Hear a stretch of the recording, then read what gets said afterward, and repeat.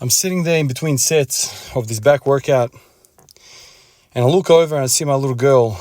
She's just squatting, body weight squats. And she's just banging them out. And I'm like, damn, she's been doing this for a little while. I can see she's puffing, huffing and puffing. So I pick up the phone and I start recording her. And the video goes for about damn near 4 minutes of continuous squats. In between there, I'm like, darling, make sure the knees don't collapse in, that kind of stuff. And she just keeps repping it.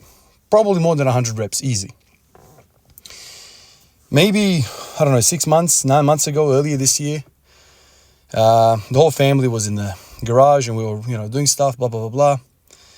And she's like, Dad, can you watch me do squats? Yeah, sure, honey, go. She starts going. She does 120 reps of just bodyweight squats non-stop. And at a certain point, I was like, darling, I think you've done enough. Like, you're going to be very, very sore tomorrow. And I'm like, are you feeling anything? She's like, not really. I can keep going. Straight away, I'm like, damn, what is going on there?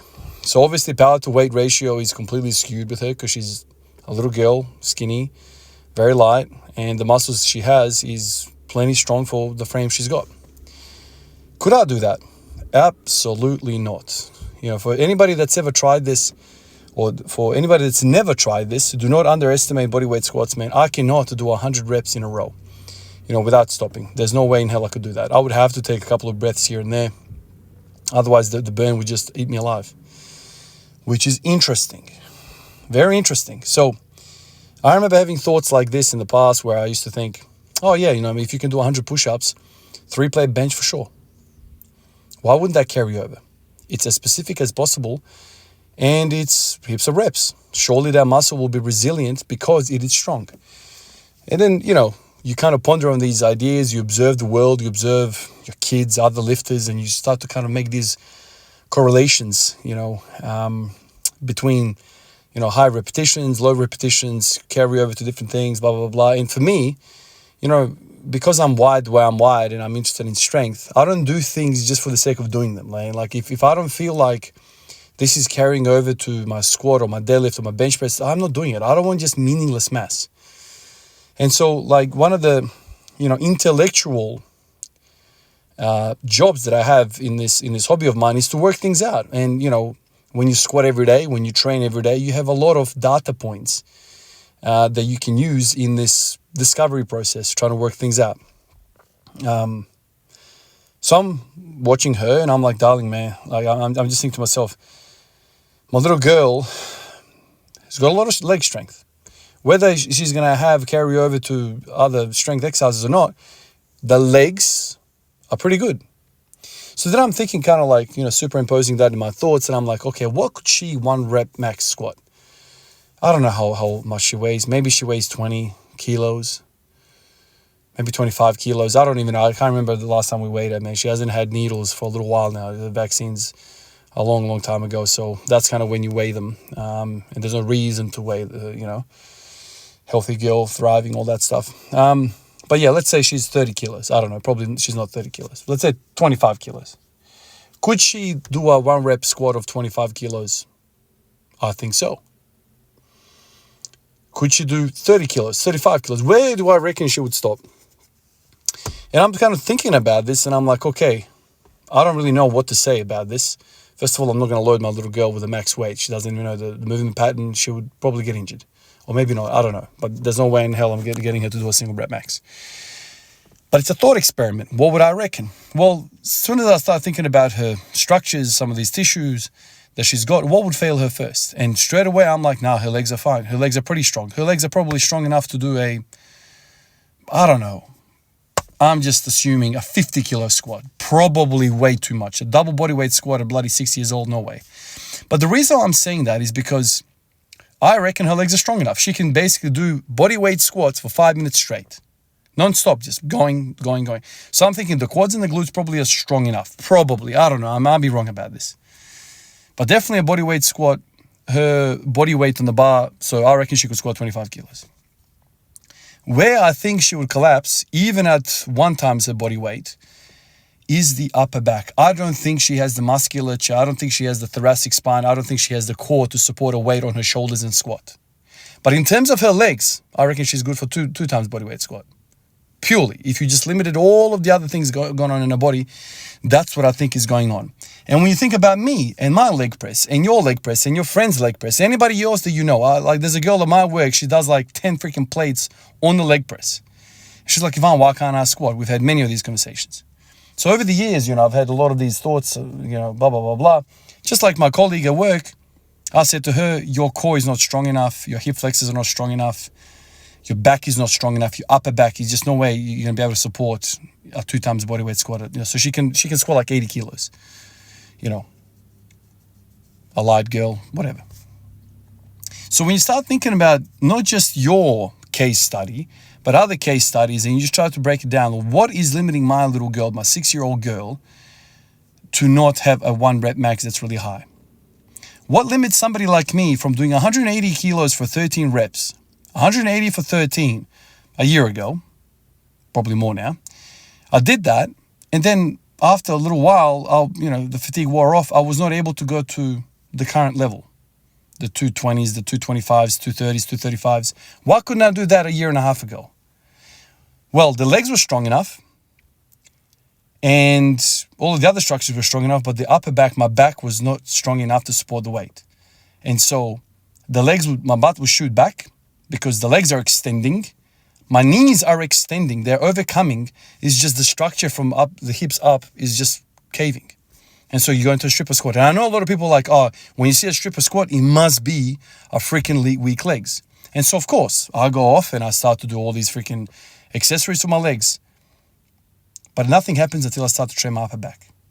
And nothing will happen until my girl starts to train her upper back. She's way too young to start freaking doing all of this stuff, but I'm just using her as an example of why somebody has the leg strength, but he cannot replicate on a barbell movement. There's a lot more other stuff going on. And I would argue most people have pretty well strong legs. If you don't believe me, if you think most people have weak quads or whatever the case study might be, I just invite you to go to the leg press and see what you can do. And if you adjust the physics of the leg press at 45-degree angle, the sliding, the friction of the sliding mechanism, all that, blah, blah, blah, blah. If you adjust all of that, I still reckon your legs are stronger than your 1 rep max on the squat, even adjusted for the physics.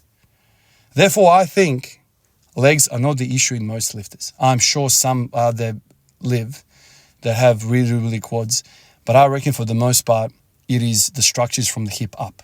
It's your core, it's your hip flexors, it's your lower back, it's your upper back. It's how you hold air. It's all of that stuff. Like, if you think about the structure of the human body, we have 1 trillion freaking joints in our torso. The spine. Lots of instability. These little discs that are connecting, that are in between these vertebrae, are basically like, let's say, fluid-filled, and they're jiggly. You leak power through those joints. You don't leak power through the femur. That is a very rigid structure. That's like a steel rod. You don't lose power through a steel rod. Where you lose power is the joints. You lose it through the hips, and of course, number one, through the torso, because of the spine is just super mobile. Every freaking vertebra can bend a little bit. You got all these vertebrae. I don't know how many we got. We got how many? 7 C-spine, 12 thoracic, 5 lumbar, and 3 sacral, whatever, the fusions that they have down there.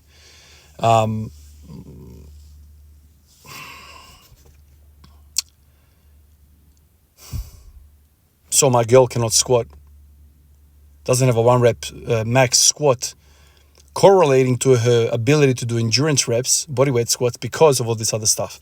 And to me, that is a very healthy thought, and I've pondered about this freaking for years now, and I've made many videos about this where I've just kind of bring this up and I'm just brainstorming all of this stuff.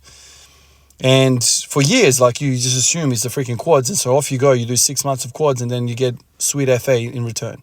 You get sweet FA in return. And you're like, well, my quads are stronger. Why can't I?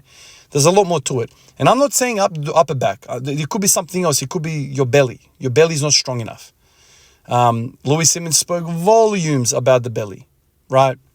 The lower back, oh my God, good mornings, GHDs. Like, you need to do all that stuff. Luckily for me, everything I do is in my lower back. I just bend over. I bend over a lot, deadlifts and squats and all of that. So I get a lot of repetitions through that. You might be a very, very vertical squatter, and you might be less inclined to the examples that I'm giving you here. Maybe you are, in fact, a bit more quads. But again, go to the leg press, give it a few weeks to acclimatize to it, and see what you can do. If the numbers don't match with your squat, you probably have pretty strong quads.